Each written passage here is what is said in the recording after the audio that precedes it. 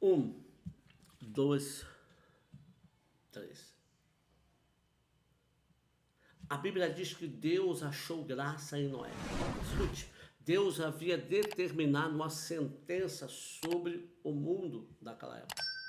Ele ia destruir tudo, porque a maldade havia chegado no céu, nas narinas de Deus, de uma forma terrível e desastrosa.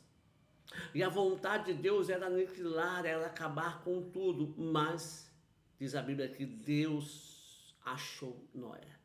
Que Noé achou graça diante de Deus, achou favor de Deus. A Bíblia não fala da família, mas fala de Noé. Mas por causa de Noé, a família dele foi salva. Os filhos, a esposa, as noras, todos eles entraram naquela arca que Deus mandou Noé construir para que viesse ser o instrumento da salvação que os guardaria diante da inundação que a terra ia sofrer. Sabe? No mundo que vivemos hoje, naquela época, a geração toda estava corrompida, não tinha um jovem, não tinha um adolescente, não tinha uma criança, não tinha um ancião, só tinha Noé. Só Noé. Louvado seja Deus, tinha alguém, amado. Sabe, nós olhamos o mundo de hoje, pelas redes sociais, recebemos tantas e tantas e tantas notícias, e muitas delas são fake news. E muitos propagam a fake.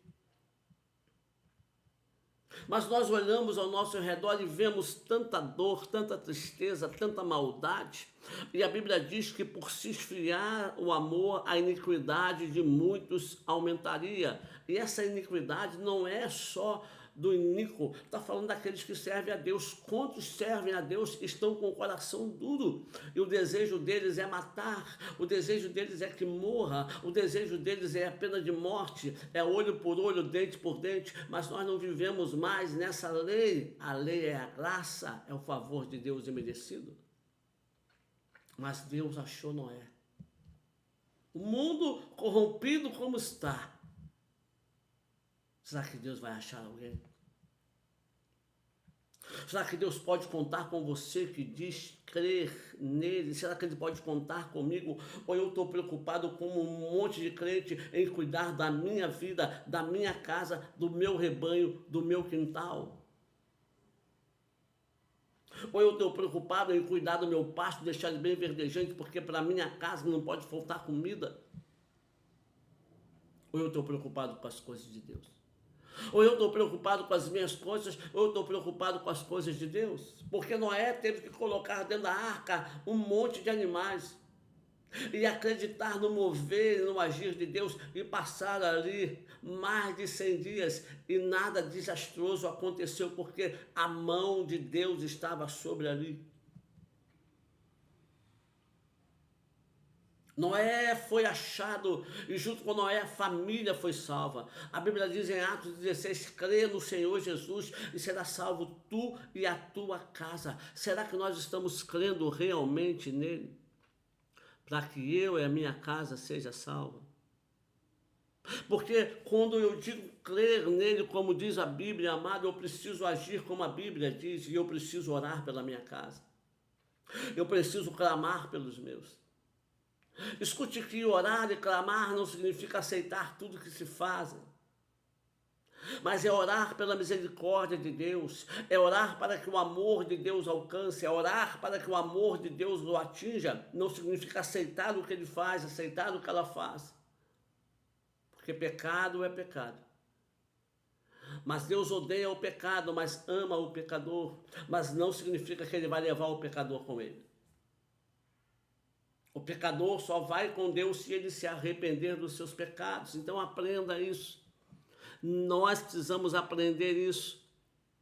Que a graça não é uma borracha que apaga os nossos pecados todas as vezes que nós vivemos pecando, e por isso muitos estão se lançando no lamaçal do pecado, porque acham que a graça é a borracha que vai ficar apagando o seu pecado. Não, a graça é um fortificante que te ajuda a não cometer mais os mesmos erros.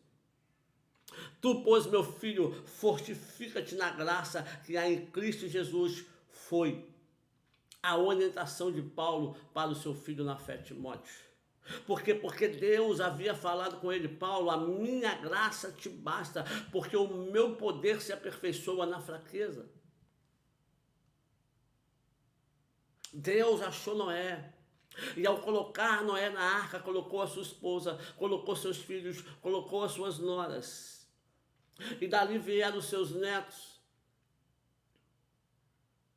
Sabe, quando Deus achar você, junto com você, Deus vai achar a sua casa. Junto com você, Deus vai achar a sua família. Porém, muitos estão se escondendo como Adão se escondeu no jardim.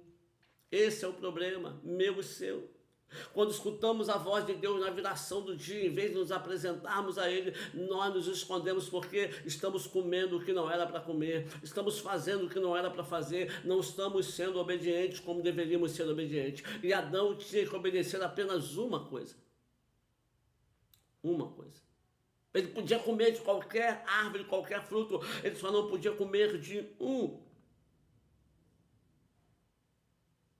Nós precisamos entender, precisamos temer a Deus acima de todas as coisas. E quando tememos a Deus acima de todas as coisas, amado, nós vivemos com Deus da forma que temos que viver. Então o que é que falta para nós hoje é o temor a Deus, porque quando há o temor a Deus, há o respeito, quando há o temor a Deus, há a justiça, quando há o temor a Deus, há a retidão. Quando há o temor a Deus, há a prática da palavra. Quando há o temor a Deus, há o respeito à esposa. Quando há o temor a Deus, há o respeito ao filho. Quando há o temor a Deus, há o respeito às autoridades, porque há respeito à palavra do Senhor. Você está entendendo o que Deus está falando contigo hoje? O que Deus está falando comigo hoje? Amado, hoje eu sentei aqui, eu não escolhi um texto, eu não abri a Bíblia, eu abri a boca e comecei a falar com você. E Deus começou a falar conosco, com você e comigo através disso. Noé foi achado e junto com Noé toda a sua casa foi salva. Deus mandou Noé entrar e fechou a arca. Deus não excluiu Noé da sociedade. Deus guardou, Deus escolheu e separou Noé. Peguei isso esses dias aqui na igreja. Então você não está excluído, você está escolhido. Você não está excluído, você está separado. E ser separado por Deus, meu amado, traz para nós algumas responsabilidades que nós não podemos fugir delas. Nós temos que ser diferentes. Porque fazer parte da igreja significa ser retirado, eclésia, tirado para fora. Então, meu amado, minha amada, creia numa coisa: a mão de Deus está sobre a sua casa, a mão de Deus está sobre a sua vida, a mão de Deus está sobre a sua família. Deus está agindo, você não está vendo. Deus está agindo, você não pode ver. Deus está fazendo, você não consegue entender, porque o trabalhar de Deus é diferente do seu e do meu. Mas Deus está agindo e fazendo. Louvado seja Deus por isso. Então, meu amado, minha amada, levante as suas mãos, glorifique e exalte o Senhor. Eu quero convidar você a orar comigo. Oh, bendito Deus, santo, amado, louvamos o seu nome. Glorificamos ao Senhor, que é Deus Todo-Poderoso sobre a terra. Muito obrigado, abençoa o meu irmão, minha irmã, derrama sobre ele graça, unção, poder. Faça o seu nome ser glorificado na vida dele de uma forma tremenda e poderosa, Senhor. Ajuda-nos a entender a escolha, ajuda-nos a entender a separação, ajuda-nos a entender as responsabilidades que são colocadas sobre nós que cremos em Ti e dizemos te adorar e te servir para a glória e honra do Seu nome, em nome de Jesus. Amém. Amém, meu amado. Olha, um beijo no seu coração. Deus te abençoe. Bom dia, vida para você.